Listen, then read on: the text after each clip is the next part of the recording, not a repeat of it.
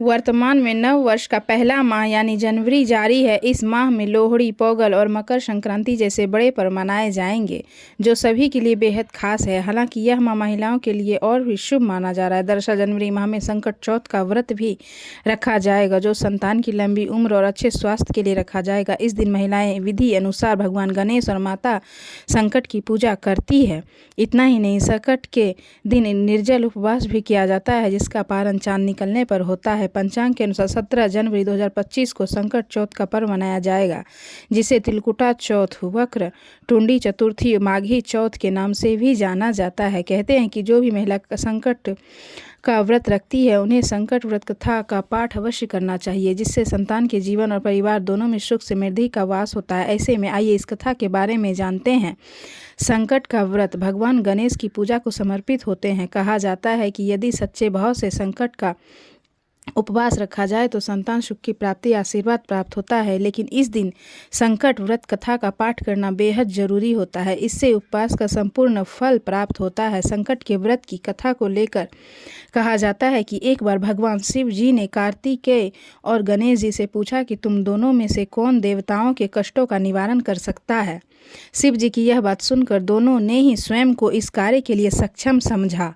गणेश जी और कार्तिकेय की जवाब सुनकर महादेव ने कहा कि तुम दोनों में से जो भी पहले इस पृथ्वी की परिक्रमा करके वापस लौटेगा, वही देवताओं की मदद करने जाएगा।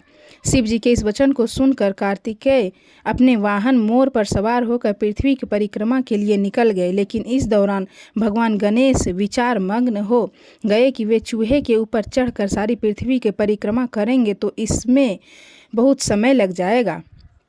इस समय गणेश जी को फिर एक उपाय सूझा। वह अपने स्थान से उठकर अपने माता पिता की साथ परिक्रमा करके वापस बैठ गए। वही पृथ्वी की पूरी परिक्रमा करके कार्तिकेय भी लौट आए और स्वयं को विजय बताने लगे। फिर जब भोलेनाथ ने गणेश जी से पृथ्वी की परिक्रमा न करने का कारण पूछा तो गणेश जी ने अपने उत्तर में कहा कि माता पिता के चरणों में ही समस्त लोक है। गणेश जी का जवाब सुनकर शिव जी ने गणेश जी को देवताओं के संकट दूर करने की आज्ञा दी। इतना ही नहीं, शंकर जी ने कहा कि जो भी साधक चतुर्थी के दिन तुम्हारा श्रद्धा पूर्वक पूजन करेगा और रात्रि में चंद्रमा को अर्घ्य देगा, उसके सभी कष्ट दूर हो जाएंगे। संकट चौथ का व्रत 17 जनवरी शुक्रवार को रखा जाएगा। इस दिन पूजा के दौरान गणेश जी को तिलकुट का भोग लगाते हैं और संकट चौथ की व्रत कथा पढ़ते हैं। विघ्न हर्ता श्री गणेश जी के आशीर्वाद से मनोकामनाएं पूरी होती है। संकट चौथ व्रत में दिन भर व्रत के बाद शाम को गणेश जी की पूजा करने के बाद चांद को अर्घ्य दिया जाता है। संकष्टी चतुर्थी की हार्दिक शुभकामनाएं। आप लोगों को अगर मेरी वीडियो अच्छी लगे तो एक लाइक जरूर करें। जय श्री गणेश, हर हर महादेव।